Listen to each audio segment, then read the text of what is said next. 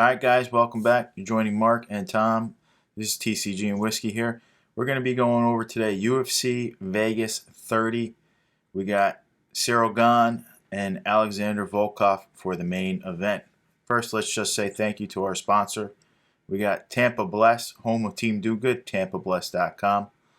Also guys, this card's not super crazy for the casual fans, I'll tell you that. So there's not a ton of stuff on card value this week. But this is definitely a good card for the hardcore fans. So let's get right into it. We got Gane. He's ranked number 3 right now. He's only 31 years old. He's 8-0. He's minus 175 betting favorite. And he's coming off beating Rosenstruck. And just to note, he's also undefeated in his Muay Thai kickboxing champion. And then he's going up against Alexander Volkov, who's ranked number 5 right now. He's 33-8. What a drastic difference in how many fights these guys have. He's 32 years old, so he's super young still also. He's at plus 140, and he's on a 2-fight win streak. Last fight being beating Alistair Overeem. So this fight looks to be on the feet. Both guys love to be on the feet. Both guys have backgrounds on the feet. How do you see this one playing out? Do you think these guys are going to take some hits, and are we going to see some wrestling, or are we going to stay on the feet? Well, first off, I want to say thanks for having me back, Marky. Good to be back. Yeah, and I'm excited about this too, this card. I agree that it's really a nice one for the hardcore fans, for the people that are really into it and understand what we have here. Gane, the Frenchman, on one side. Alexander Volkov, the Russian, on the other. Gane, 31, as you mentioned. He's 6'3" in height, according to the UFC. However, he has a 1-inch reach advantage over the 6'6" in height Volkov. Volkov has 3 inches in height, but in arm length reach, Gane has him by 1 inch. Super crazy because Volkov looks ginormous in there. Right, these dudes are huge. Yeah. Gane, 8-0, as you mentioned overall. UFC, he's 5-0. He has that Muay Thai background, as you mentioned, also undefeated there. He's coming off a unanimous decision win against Rosenstruck back in February 2021. Volkov, black belt in Sushinjen, brown belt in Kyokushin Karate, brown belt in BJJ, coming off a TKA retirement bout really for Overeem in February 2021, same time as Gane fought, same month. My pick, who am I rolling with here? This could go either way. You know, I'm hoping that it turns out to be a lot of action. I was a little disappointed in how Rosenstruck really didn't, even though he just came off a nice win, but that previous fight that he had against Gane, he didn't want to engage, and it was hard to tell what Gane looked like if somebody engaged, but credit to him because Rosenstruck wasn't able to really engage, it seemed. Seemed very lopsided decision. Anyhow, I'm going with Volkov here by decision. Just love Volkov. I had a feeling. I like him. I feel like he's a sleeping giant. Like he's a person, not necessarily a sleeping giant, but a person kind of like Gane at light heavyweight who is yet to see his peak. He's still working and getting better, just as Gane did. I agree with that statement completely. He has been getting better every time in there. He had a couple bad defeats, and he could have won one of them. Derek Lewis, he was dominating Derek Lewis in that loss, and that could have been him fighting for the belt. Maybe it was a good thing. He gets a few more fights under his belt, gets a little bit more practice. We don't know. In this one, though, I got Gane wearing down Volkov with speed, just like he did in the last fight. As you mentioned, he just has such athleticism for his ginormous size. It's freakish. He gets in, he gets out. He's fast. He's got good hands. He's very well-rounded himself. I see the finish coming in the championship rounds. That's how I'm taking it. I'm going to see. I think he finishes Volkov in the championship rounds, in and out for the first 3. Strikes or sub? What do you think? It strikes? I don't think these guys go to the ground. Volkov rarely goes. He's so big to take down. He's so rangy. He just sticks out like one of his crane legs, and he's difficult to take to the ground. We've seen it over and over again. So I think these guys are going to stay standing. I already saw Volkov was posting that he wants to practice his new karate moves in this one. He says he wants to stay standing. So this year, though, I think we got Gane is just printed in Prism. I think he's a must-add to anyone's collection. He's so cheap right now. This guy's ranked number 3 already. He wins this fight. Who else is ahead of him unless John Jones wants to come out of retirement for the shot? It's going to be Derek Lewis, gets the shot already. And you got Gane already going for. He's going to go for the title after this one. Stipe's. Well, Stipe's Still there out too. though. Stipe's still out. He's going to try. Stipe takes a year every fight, so Gane can easily jump in right after if Francis wants to stay busy. How he said he wants to stay busy. So we'll see. And then I think Volkov. I agree with you 100%. He's super underrated and he's improving every time out there. He falters a little with a few of these top guys with serious power though. But his rookie card's super difficult to get. He's 2018 Topps Museum. Very hard to find. Very expensive set to gather. I have a hold on Volkov right now. I want to see what he does with this fight. So we got Gane and Volkov. I got to start keeping track of all our decisions here going forward. I give us a little scorecard. So next up. I love it. Let's do it. We got another great fight right here. For the hardcore fans, we got Ronnie Barcelos. He's 16-1, 34 years old. He's a -225 favorite for this one. He's on a 9-fight win streak. It's impressive. He's going up against Timur Valiev, who's 17-2 and 1 no contest. He's 31 years old. He's at +175. 7 out of his 8 last fights were wins with the 1 no contest. But I'm just going to mention the 1 no contest. Trevin Jones actually knocked him out in the second round and then popped for marijuana, and they overturned it to a no contest. Just so you guys are aware of that. This fight, though, looks like it should be a really good fight. And where do you see this one going? How do you see this playing off? Both guys got tons of accolades.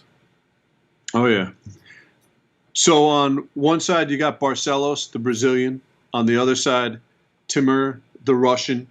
Barcelos, 34, Timur, 31. Barcelos 5'6" in height. Timur 5'5" in height. So pretty even on the height. 16-1-0 overall. Barcelos 5-0 in the UFC, undefeated. Timur on the other side, 17-2-0 with the 1 no contest, as you mentioned. UFC 1-0 with 1 no contest. Barcelos, some of his attributes are his skill set, black belt in BJJ, wrestling background, highly decorated wrestler in both Brazil and throughout South America. His last and only time he lost was in April 2014, so a little over 7 years since his last loss. He's coming off a unanimous decision win against Khalid Taha in November 2020. A little bit of the skill set on Timur on the other side, Master of Sports in Sambo, International Master of Sports in Pancration, and a brown belt in BJJ. My pick on this fight, I think this is going to be a close one, but I really see Barcelos being too much for Timur. And I'm picking Barcelos by strikes, maybe GNP, second round. Yeah, I agree. I think Barcelos has crazy speed and power. Timur is very well-rounded. I just think Barcelos has the advantage here. I got him doing a first-round KO. Timur, if he can't get the wrestling down, the Sambo down in there, I think Barcelos might frustrate him a little bit with that speed and just pop him on one of his tries in. Now, Barcelos was just printed in Prism. He's going to need to make a super fast run to the top to become at least a fan favorite. He's young, but he's not young for the bantamweight division, in my opinion. That's the one problem. So I don't have a buy on him. And Timur, he's not printed yet, so we got plenty of time to wait and see if he can make his run to the top too. Not sure if he will, but we got plenty of time on that one, so wait and see on him. Now let's get into it. We got a featherweight bout with one of the best nicknames in the business, Andre Touchy Feely. He's 21-8. He's 30 years old. He's a -230 favorite. He's got a bunch of losses, but listen to the names that he's lost to. Max Holloway, Yair Rodriguez, Calvin Kattar, Sadiq Youssef, and his last loss was Bryce Mitchell, who was absolutely a stud in his own name. And he also has some big wins on his victory list. He just beat Charles Jourdain. He's beat Bermudez. He's been in there with the best of the best. He's got tons of experience. He's going to be going up against Daniel Pineda. He's a plus 180. He's 27-14. He's 35 years old. And he's coming off a loss to Cub Swanson. Besides Cub, Andre is probably the biggest name that he's going to fight for a while here, unless he gets this victory. So this looks to be another one. I think we're probably going to see a lot of stand-up in this one. I think we're going to get a lot of slugfest in this card. Looks really good for the hardcore fans. How do you see this one playing out here, Tom? Well, we got Andre Fili, the American on one side, Daniel Pineda, the American on the other. Pineda 35, Fili 30. Fili's 5'9" in height. He's listed as 5'9". Pineda's listed as 5'6". However, Fili is listed as having a 5-inch reach advantage. So that could come into play big time in the standing game. Fili overall 21-8. UFC, he's 6-5. Pineda 27-14-0 with 2 no contests overall. UFC 1-1. Andre Fili coming off a unanimous decision loss to Bryce Mitchell in October 2020. On the other side, Pineda coming off a KO by punches loss to Cub Swanson in December 2020. I think Fili's going to be too much here. Fili by decision. The one thing I really like about Fili and what I feel gives him a lot of favoritism with fans is Fili always comes to bring it. He comes to fight. He doesn't come to play around. He comes to fight. And I love that about Fili, and I'm a fan of his style. He doesn't always win, but I like that he brings it, and I think he's going to win this one here by decision. Yeah, he doesn't always win, but look at the names who beat him. Only the creme de la creme, except for maybe Sadiq. And Sadiq's a prospect in his own right. But I agree. Oh, yeah. Andre Fili's too talented. He's too rangy. Like you said, he's got crazy reach. He's got good length in there. He's got a solid chin. And he looks better and better every time we do see him out there.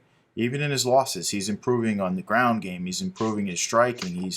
His leg kicks get better. Every time we see him, he looks better. No question. This guy is in the gym a lot. You can tell. I got him getting it done by TKO in the 3rd round. I think it stays standing. I think he wears him with that range. And I think he does the Max Holloway just volume strikes and gets it done there. Keeps him at a distance. Now, Andre does have a card which is super affordable. Even his rookie autograph card from 2015 is under $20 right now. That's a steal for anything that old. I think he can turn it around from here, but I got to wait and see on him at the moment. I don't think we'll see Pineda printed. I don't think it's going to happen. I think he's a little older now. I don't think we're going to get to see him. You never know, though. Panini definitely has stepped up the game a ton compared to what Topps was doing. Now let's move on. We got a fight that I'm actually very excited to see. It's a light heavyweight fight. Kenny Nchukwi, 8-1. He's 29 years old. He's a minus 120 favorite. He's on a 2-fight win streak. Noting his only loss is to Paul Craig. And we all know how good Paul Craig is. Look what he just did to the last rookie going in there to fight him, who was undefeated. He's going up against Danilo Marquez, who's at minus 110. He's 11-2. He's 35 years old. He's on a 4-fight win streak with his last win over Mike Rodriguez, and Mike Rodriguez is probably going to get caught if he doesn't get a win soon. So this is a fight. I guess I kind of gave away my pick already. Like I said, I'm excited to see Nchukwi back in there. Guy has an insane chin. If he can just improve a few things, man.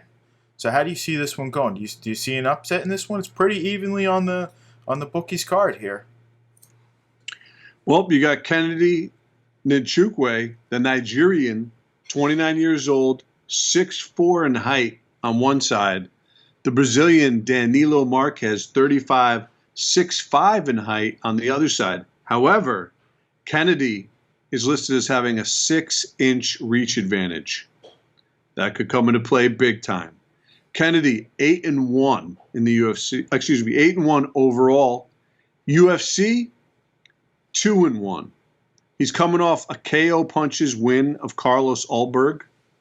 Danilo on the other side, 11-2-0, 2-0 in the UFC. Overall, 11-2-0, but in the UFC, 2-0. He's coming off, as you mentioned, a rear naked choke submission of Mike Rodriguez.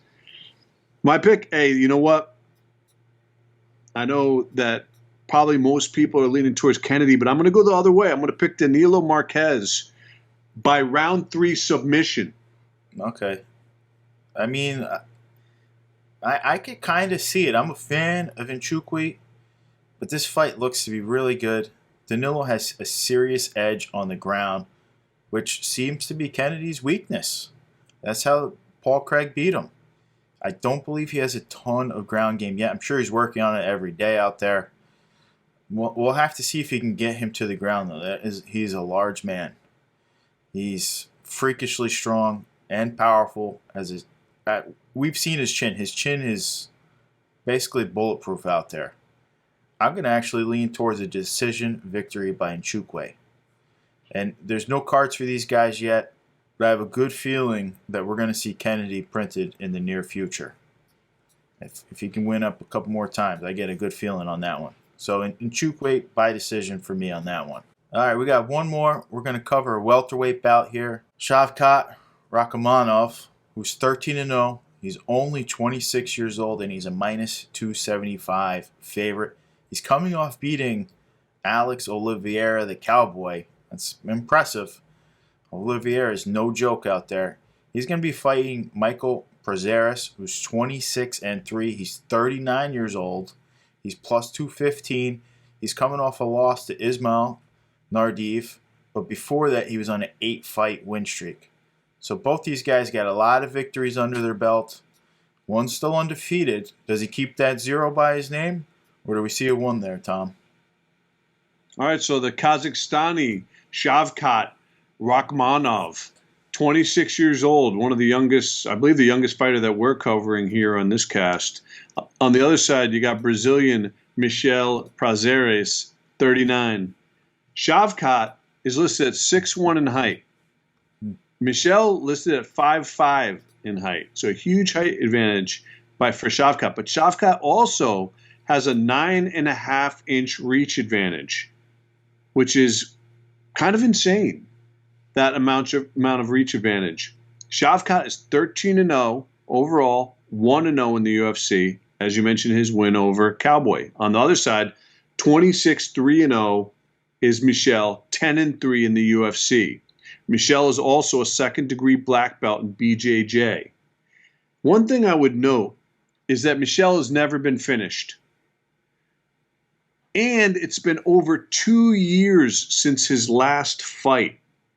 He's coming off a unanimous decision loss to Ismail Nardier, as you mentioned, but that was February 2019. So he hasn't been in the cage for a while, and I don't know why. I'm kind of curious as to why it's been so long.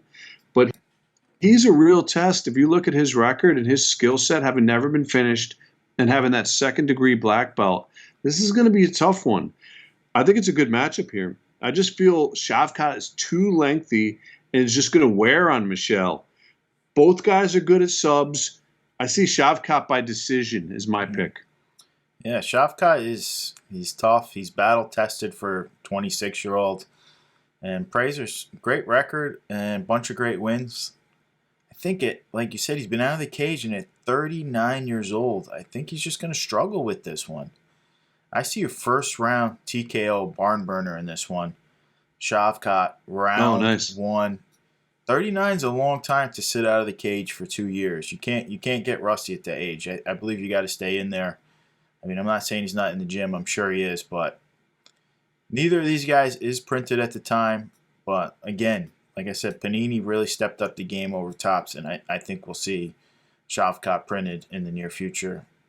Michel, 39. They might leave him out. You never know if they need a fill-in spot, but it's going to be tough to climb the rankings at that age. It really is. All right, guys, I appreciate your time. I mean, Shavkat, I just wanted to throw in there, man. Shavkat, I mean, if he gets on a roll here and starts moving up the ranks, obviously one fight at a time, man, he could kind of take the place of Triple G over there in Kazakhstan. Yeah. You know, Triple G had that boxing credential, really repping Kazakhstan, and this guy could come in really, now that Triple G is really kind of stepped aside. Yeah, Triple G, I think he got robbed in his first loss to Canelo, but that's a totally different ball game. Right, right. I'm just talking about the Yeah. country. You know, that just as far as fan base and whatnot, that could all affect the card game. Yeah, oh, definitely. So, guys, we appreciate your time. Thank you for joining us, and we'll see you again very soon.